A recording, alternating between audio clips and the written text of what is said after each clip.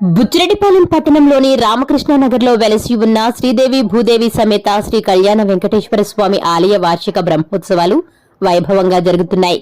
బ్రహ్మోత్సవాలలో భాగంగా 8వ రోజు స్వామి అమ్మవార్లకు రథోత్సవం వేడుకగా నిర్వహించారు. ముందుగా అర్చకులు స్వామి అమ్మవార్లను అలంకరించి హారతి కార్యక్రమాలు చేపట్టి ప్రత్యేక పూజలు చేశారు. అనంతరం అందంగా ముస్తాబు చేసిన రథంలో స్వామి అమ్మవార్లను కొలువు తీర్చారు. రథం లాగేందుకు భక్తులు పోటీ పడ్డారు. అడుగడుగునా భక్తులు కొబ్బరికాయలు కొట్టి కర్పూర హారతులు ఇచ్చారు. రథోత్సవానికి వచ్చిన భక్తులకు దాతలు మజ్జిగ, పులిహోర ప్యాకెట్లను ఏర్పాటు చేశారు. దీంతో బుచ్చి పట్టణమంతా గోవింద నామస్మరణలతో మారుమ్రోగింది. ఎక్కడా ఎటువంటి అవాంఛనీయ సంఘటనలు జరగకుండా పోలీసులు పటిష్టమైన బందోబస్తును ఏర్పాటు చేశారు. భక్తులకు అసౌకర్యం కలగకుండా ఆలయ కమిటీ సభ్యులు పర్యవేక్షించారు.